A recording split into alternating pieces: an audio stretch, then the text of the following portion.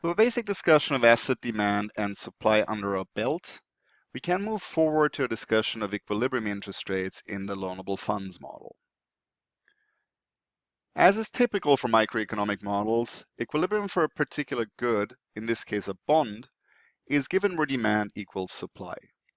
This is no different for a treasury bond or a stock. It's a straightforward extension of the basic fundamentals of economics. The intersection of asset demand and supply determines the equilibrium price of a bond, and since interest rates and bond prices are jointly determined, they determine the equilibrium interest rate on that bond as well. Let's go through this using a simple numeric example of a 1-year discount bond which offers a face value payment of $2,000.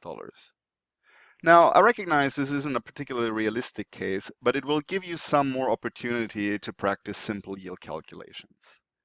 Let BD indicate bond demand and BS bond supply, both follow the same logic of asset supply and asset demand as discussed earlier.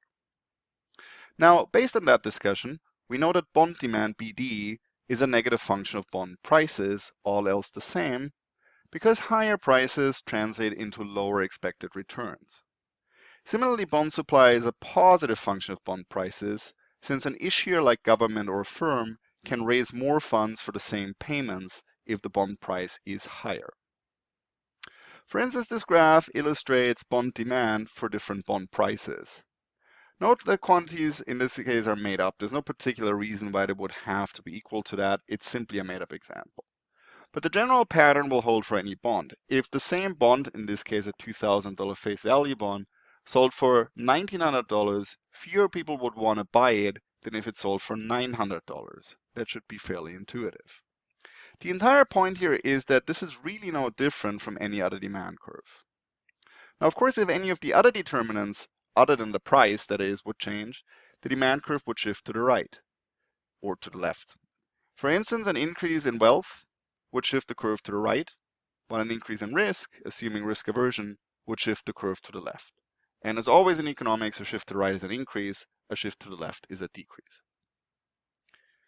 Now, how do we find interest rates related to the range of prices we just saw? Intuitively, yields and bond prices are negative related. We've covered this a couple of times now. And in the case of a coupon bond, the relationship is extremely simple to calculate. Bond prices need to equal the present discounted value of the face value payment. Here over one period, this means then that prices are simply equal to 2,000 divided by 1 plus I. If this were something more complicated, it would be the face value times 1 plus I potentially to the power of n, or there could be different payments in a coupon payment if this were a coupon bond. But the general principle is always the same. Bond prices are equal to the present value of the payments associated with the bond. Now, for different prices, we can then calculate the bond's equilibrium interest rate. That is, we take the previous equation and we solve it for I, and then simply plug in different bond prices. For instance, if the bond price today were $1,900, the bond would pay $2,000 minus $1,900, which is equal to $100 in interest. Expressed as a function of the initial price, this amounts to an interest rate of about 5.26%. We can repeat this exercise for any price we want because the payment structure of the bond is contractually fixed. And you will notice that as prices drop, interest rates increase as indicated previously. The numbers here are pretty exaggerated, but this largely serves simplicity. If you looked at a price range that's a little bit more realistic, say 1950, 1900, 1850, you would get interest rate swings that aren't quite as dramatic as these ones here. Now, to illustrate this point graphically, and I realize this looks complicated, we can add a second axis to the right on the graph that we've just seen. This is basically the same graph as before. Right? We have the same price range here. We have the same demand curve here. For 1900, demand would be 200 million worth of bonds, and so forth. I added a supply curve. That's also an arbitrary supply curve. It just needs to slope upward. And for each of these prices, using the formula I just showed you, I can calculate what the interest rate would be. Right? So at a price of 1900, bond demand would be 200 million. This is equivalent to saying that a yield of 5.26, bond demand would be equal to 200 million. At a bond price of 1700, which is equivalent to an interest rate of 17%, demand would be equal to 300 million. This is also in this example where supply equals demand, and hence at this bond price and this interest rate, we have our market equilibrium. Now, typically in these examples, in these cases, we are more interested in yields than in prices. If you follow the financial news anywhere, there really never is a discussion of the exact price on, say, a treasury note. Rather, the discussion is always about interest rates.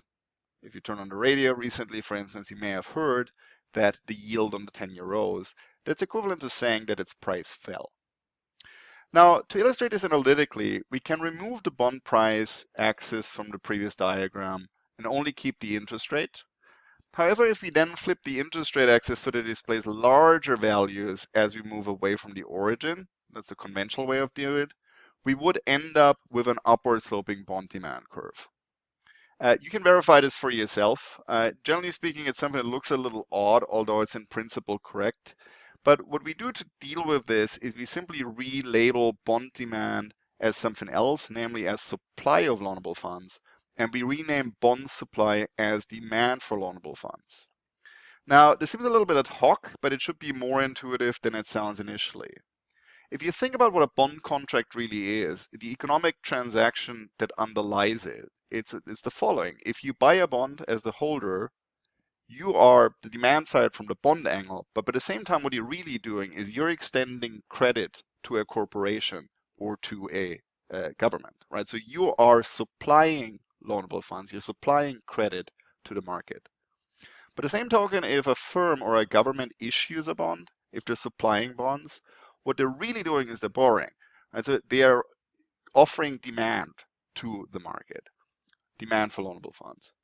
So that's really simply two ways of looking at the same coin, and this is one of the probably most commonly used basic models of interest rate determination. Simple story. Now, what this looks like is as follows then. This is the same graph as before. The only thing I did is I got rid of the bond price axis over here.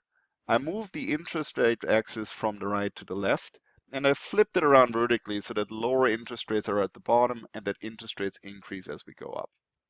If I do that, I have to flip the two curves as well. The supply of loanable fund here corresponds to the demand for bonds in the previous graph, and the demand of loanable funds here corresponds to the supply of bonds in the previous graph.